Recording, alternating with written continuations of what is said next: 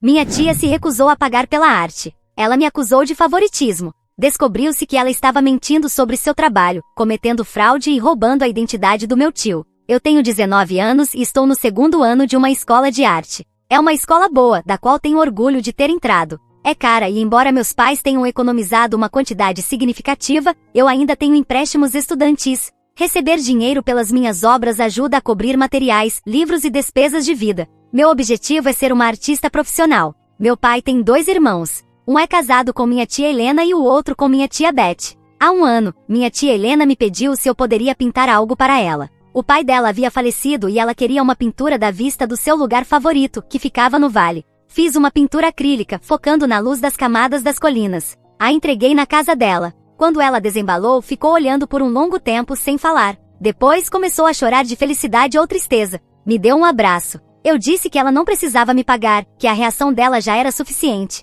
Minha tia Helena não é rica, e o gesto me pareceu certo. Ela não quis ouvir, insistiu em me pagar e me deu um envelope com $500, que era muito mais do que eu cobraria. Esse dinheiro foi incrivelmente útil durante meu primeiro ano, sendo uma estudante quebrada e com empréstimos. $500 é muito dinheiro. No começo deste ano, talvez no início de janeiro, minha tia Beth me ligou. Mencionou que havia visto a pintura que fiz para minha tia Helena na casa dela e disse que ficou impressionada. Ela me disse que estava começando seu próprio negócio imobiliário e me perguntou se eu estaria interessada em fazer alguns designs para ela. Lembro claramente dessa conversa. Eu estava olhando o programa do semestre que estava por vir, que estava cheio. Eu disse, tia Beth, fico lisonjeada que tenha me pedido, mas este semestre parece muito intenso. Eu ficaria feliz em discutir isso, mas sendo realista, levaria tempo que geralmente eu usaria para estudar ou para meu trabalho de meio período na biblioteca. Então precisaria cobrar pelo meu tempo e materiais. Lembro que suas palavras exatas foram algo como, claro, querida, não se preocupe com isso.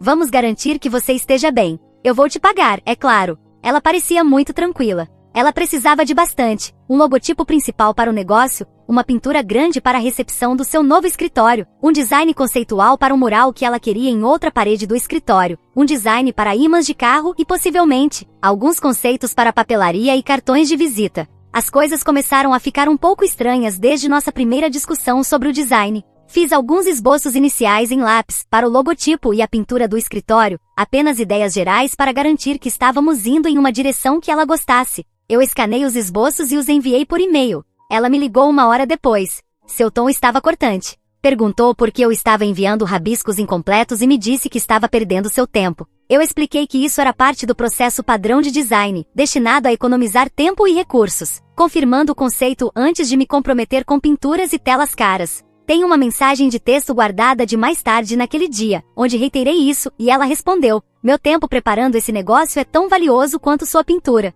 Por favor, só me envie o trabalho finalizado. Eu respondi por mensagem, tudo bem, entendi. Então, mudei de abordagem. Comprei uma tela grande e tinta a óleo específica. Ela mencionou que gostava de tons terrosos, mas com um azul vibrante específico. Passei a semana seguinte trabalhando em uma pintura detalhada a óleo, paisagem do rio local, que seria a fonte para seu logotipo e a peça central para o escritório dela. Tirei fotos e as enviei. Ela respondeu por mensagem, parece promissor. Gastei cerca de $80 com materiais de embalagem profissionais e enviei pelo UPS. Alguns dias depois, ela me ligou e disse que havia recebido a pintura, mas não era o que esperava. Ela disse que estava muito escura e não era acolhedora, e que não poderia usá-la. Ela soava nervosa e me perguntou por que eu havia desperdiçado tempo e dinheiro enviando algo que não poderia usar. Lembrei-lhe que por isso os designers geralmente começam com esboços, para evitar essa situação exata. Dessa vez, ela parecia concordar, dizendo, tudo bem, faça os esboços. Então, passamos a ir e voltar por e-mail e telefonemas durante as semanas seguintes.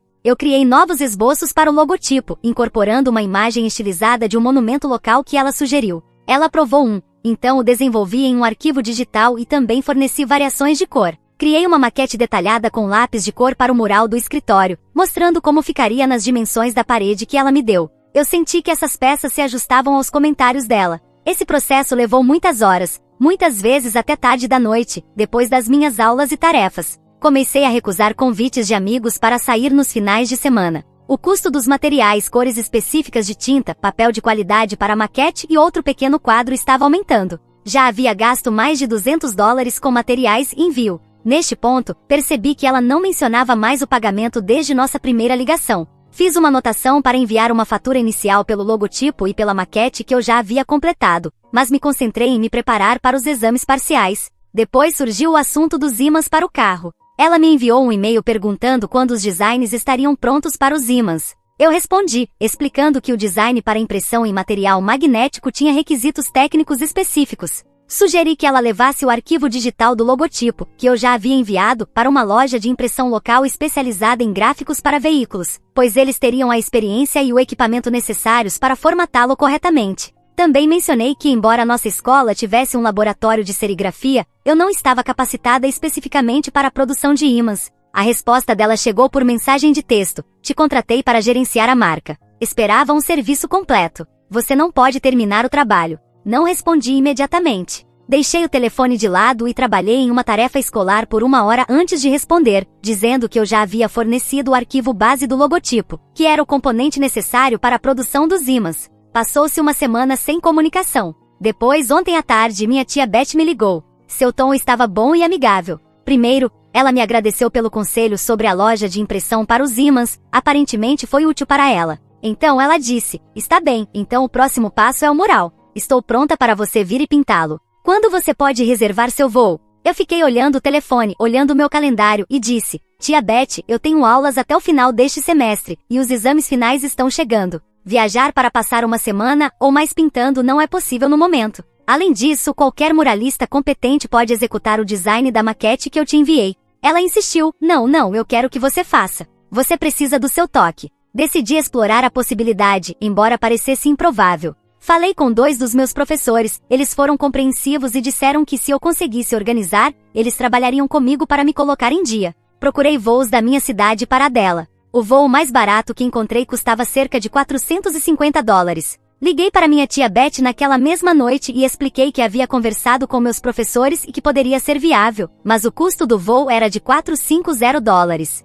Houve uma pausa, então ela disse, parecendo surpresa: bem, eu pensei que você cobriria seu voo, de qualquer forma. Você vai ver sua família, certo? Respirei fundo e disse: tia Beth, me desculpe, mas eu não posso deixar o custo do voo de $450 se somar aos materiais que já comprei. Talvez se você puder me pagar pelo design do logotipo e pela maquete do mural que já completei e enviei, eu poderia conversar com meus pais para ver se eles podem compartilhar comigo o custo do voo. Ela começou a falar sobre a pintura que fiz para a tia Helena, me acusando de favoritismo porque inicialmente eu não queria que Helena me pagasse. Mencionou o tempo que levou, dizendo algo como: eu precisava que essa marca estivesse pronta em junho, e aqui estamos quase em abril. Você tem se atrasado. Tentei interromper para lembrá-la do nosso acordo inicial sobre o pagamento, mas ela me interrompeu. Ela me disse que eu estava sendo míope, falou coisas como: você tem ideia do que mostrar sua obra no meu escritório pode fazer pela sua carreira? Centenas de clientes em potencial vão ver. Eu estou te oferecendo uma exposição valiosa e experiência no mundo real, que vale muito mais do que qualquer pequena tarifa que você acha que eu deva pagar. Eu disse: meu futuro está comprometido porque precisei dedicar tempo ao projeto, e te deixei claro que você estava disposta a pagar. Ela respondeu: agora você está sendo insultante, está inventando coisas com as quais eu não me compromete. Então, ela desligou. Isso foi ontem. O telefone está em silêncio desde então. Eu não a chamei de volta. Não mencionei nada disso para meus pais nem para meu tio Mark. Minha principal preocupação agora é a possível repercussão dentro da família. A tia Beth vê meus pais e outros familiares todas as semanas na igreja ou nos jantares familiares. A atualização passei a maior parte do dia tentando me concentrar em uma tarefa desafiadora de desenho em perspectiva, mas a ligação telefônica continuava se repetindo na minha mente. Depois da minha última aula, passei pelo escritório da professora que ministra o meu curso de pintura a óleo, porque ela tem experiência nesse tipo de trabalho. Ela disse que esse tipo de situação, infelizmente, acontece com jovens artistas, pois no começo não há muito trabalho e eles precisam aceitar essas coisas. Depois, me contou que é boa amiga de alguém que trabalha como assessora de licenciamento e questões legais na universidade, ajudando os estudantes com problemas de direitos autorais e contratos. A professora pegou o telefone do escritório, fez uma ligação rápida e agendou uma consulta para mim com sua amiga para a manhã seguinte. Na manhã seguinte, fui ao escritório no prédio da administração. Ela tinha uma atitude calma e profissional, o que me gerou tranquilidade. Expliquei toda a sequência de eventos, começando com a ligação inicial, o acordo de pagamento, o difícil processo de trabalho e a conversa final sobre o mural e a negativa ao pagamento. Mostrei as mensagens de texto sobre os esboços e os intercâmbios de e-mails. Essa pessoa me explicou alguns conceitos básicos sobre a lei de direitos autorais, principalmente que, como criadora, sou a proprietária dos direitos das obras de arte, a menos que exista um acordo escrito que transfira esses direitos, o que geralmente acontece após o pagamento. Ela confirmou que a tia Beth não tem atualmente nenhum direito legal de usar o logotipo, a pintura ou o design do mural para o seu negócio, já que não havia pago por eles. Juntas, redigimos uma carta formal, na qual especificávamos que, dado que não havia sido recebido nenhum pagamento e não existia um acordo de direitos, a tia Beth estava legalmente obrigada a cessar e desistir de usar qualquer obra de arte ou design que eu tivesse fornecido para fins comerciais. Imediatamente, também redigimos uma fatura separada, na qual detalhávamos os itens completados, e adicionamos linhas para os custos documentados dos materiais de arte e o envio via UPS. Ela também sugeriu adicionar uma tarifa por hora pelo tempo documentado investido, com base nas tarifas padrão de trabalho independente para estudantes, mas também recomendou oferecer um desconto familiar como gesto de boa vontade.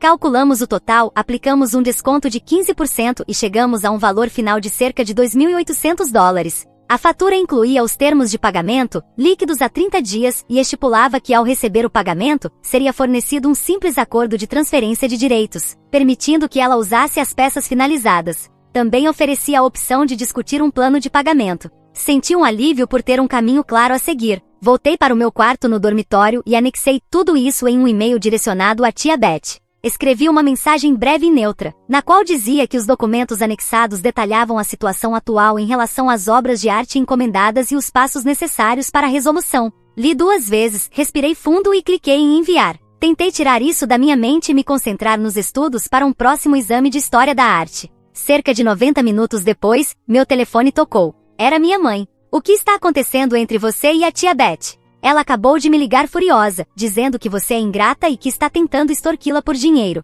Expliquei toda a história para minha mãe. Ela disse que não a surpreendia o comportamento da tia Beth e mencionou que Beth tinha um histórico de conflitos semelhantes e táticas manipulativas que datavam de anos atrás, até antes de se casar com o tio Mark. Ela me perguntou se eu estava de acordo com que ela se envolvesse agora. Aceitei. Agora é o momento de esperar para ver o que vai acontecer. Já fiz tudo o que precisava fazer, segui o caminho legal e o de minha mãe. Não sei o que será pior para minha tia. Atualização 2. Minha mãe não perdeu tempo. Lembrou que a tia Beth havia mencionado que estava começando seu negócio como franqueada de uma conhecida e grande empresa nacional de bens imóveis, vamos chamá-la de IPAX. Lili não é o nome real. Mamãe encontrou o número do escritório regional principal da IPAX na nossa capital estadual, que supervisiona as filiais na minha cidade natal. Ligou e pediu para falar com o gerente regional ou com alguém responsável pelas relações com os agentes. Explicou que estava ligando porque um membro da família, que se passava por agente da Apex, havia encomendado vários milhares de dólares em materiais personalizados de marca para sua filha,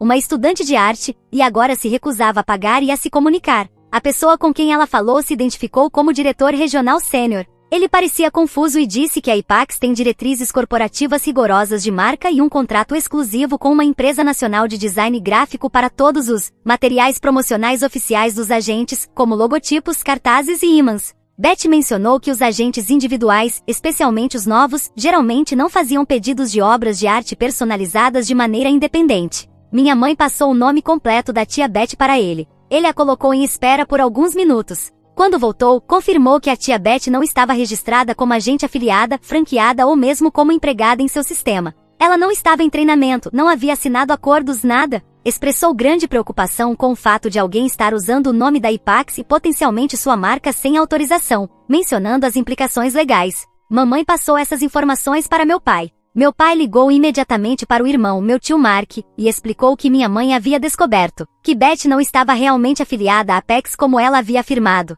Houve um longo silêncio ao telefone. Meu pai me contou depois que o tio Mark disse que Beth havia usado a afiliação com a Apex para justificar várias despesas grandes recentes. Especificamente, ela havia comprado um Cadillac Escalade novo, de cerca de $80 mil, logo depois de obter sua licença de corretora de imóveis no outono passado. Ela havia dito ao tio Mark que a Apex estava oferecendo condições especiais de financiamento ou leasing para o veículo como parte de seu pacote de franquia. Também lhe disse que a Apex estava subsidiando o aluguel de seu novo espaço de escritório. Ao descobrir que a conexão com a Apex era falsa, o tio Mark ficou alarmado. Enquanto ainda estava na ligação com meu pai, entrou no portal online de sua conta bancária e no seu relatório de crédito. Descobriu 2 cartões de crédito abertos em seu nome dos quais ele não sabia nada. Ambos estavam quase no limite. com um saldo combinado de cerca de 15 mil dólares. Suspeitava que Beth tivesse usado esses cartões abertos sem o seu conhecimento para fazer o pagamento inicial do Cadillac. O tio Mark disse ao meu pai que esse foi o ponto de ruptura.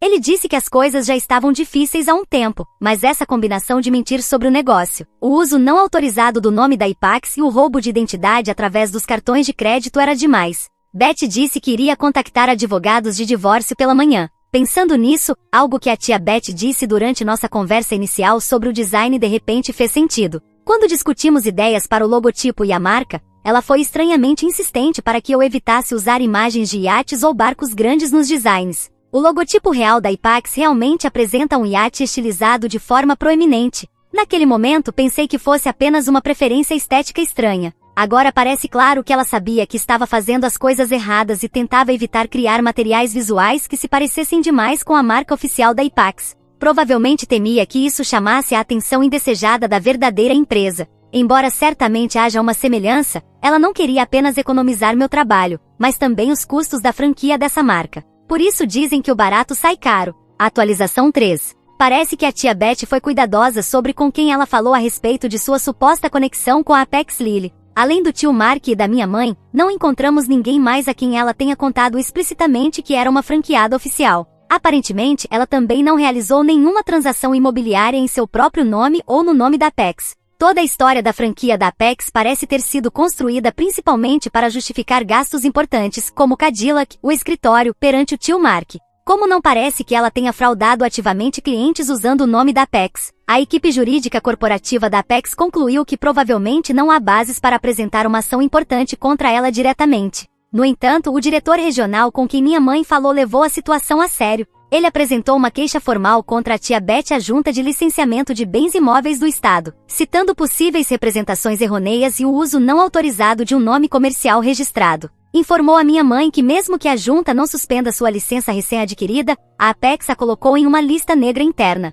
Isso significa que nenhum agente da Apex no estado fará negócios com ela ou lhe mostrará suas propriedades. Ele estimou que os agentes da Apex Realty estão envolvidos em cerca de 40% a 50% das vendas de imóveis na região da minha cidade natal. Então o mercado potencial de clientes dela foi drasticamente reduzido. Desde o início, o tio Mark se reuniu rapidamente com o advogado de divórcios. O advogado imediatamente apresentou uma solicitação para separação legal, com o objetivo de desvincular financeiramente Mark de Beth o mais rápido possível, para evitar que mais dívidas se acumulassem em seu nome. Ele também apresentou moções exigindo que Beth fornecesse uma contabilidade completa de todos os ativos e finanças relacionadas ao seu negócio. Meu tio pediu especificamente que o advogado incluísse a pintura a óleo, os arquivos do logotipo e a maquete do mural na lista de ativos a serem tratados ou devolvidos. Então, há uma possibilidade de que eu recupere minha obra de arte física, embora o pagamento pareça improvável. O advogado também está orientando o tio Mark sobre como proceder com relação ao roubo de identidade, seja registrando um boletim de ocorrência policial ou tratando disso dentro do processo de divórcio.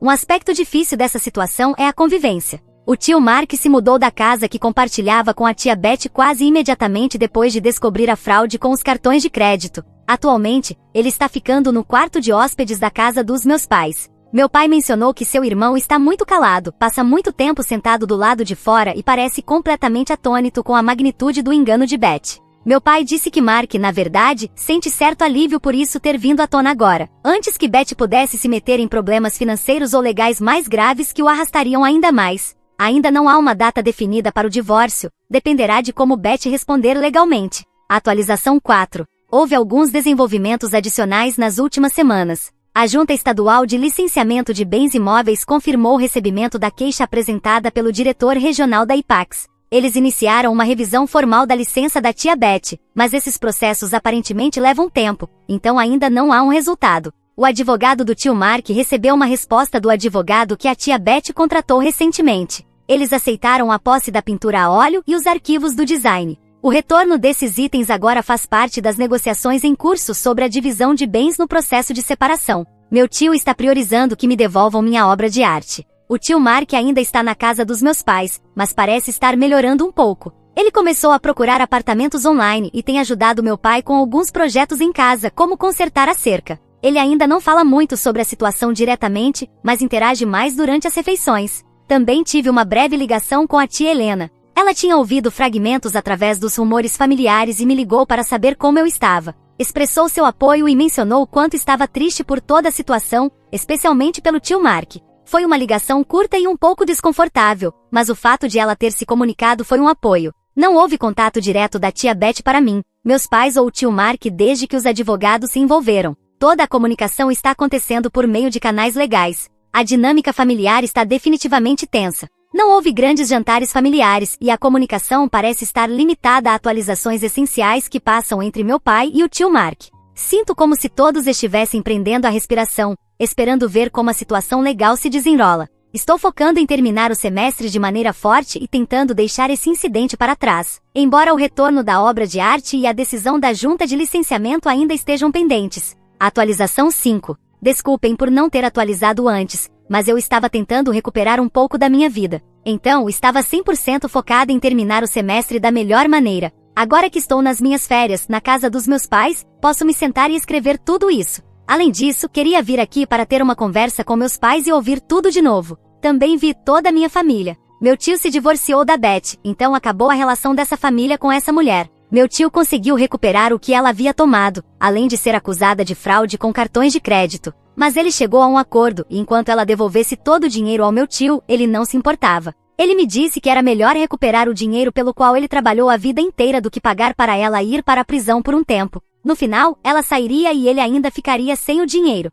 Agora ele não só recuperou como também recebeu alguns juros e penalidades extras que ela teve que pagar como parte do acordo. Quase 30% mais o Cadillac Escalade foi devolvido, mas como foi usado durante esse tempo, não foi possível recuperar todo o dinheiro. Não importa, isso saiu das economias da Beth. Meu tio finalmente se mudou para um novo apartamento. Ele me disse que não queria mais uma casa. Depois de vender a casa que tinham para dividir os bens, que é parte do que minha tia usou para pagar seus gastos, e depois de ajudar com reparos em casa com meu pai, ele preferiu se mudar para um lugar com menos manutenção que uma casa. Já contei algumas coisas sobre os muitos gastos no divórcio, mas ele também pagou pelo meu trabalho, porque não pôde devolver nada do que eu enviei fisicamente. Não acho que ele tenha destruído, nem que queira guardar, também não me importava de tê-lo de volta, não era como se eu pudesse fazer algo com ele, mas sim, investi muitas horas e essas horas foram pagas. Então, não desperdicei meu tempo. Se $500 foi muito dinheiro, os quase 3.000 você nem pode imaginar. Também tiraram a licença da Beth, a mesma que levou 2 anos para ela obter, quando geralmente leva entre 3 e 6 meses.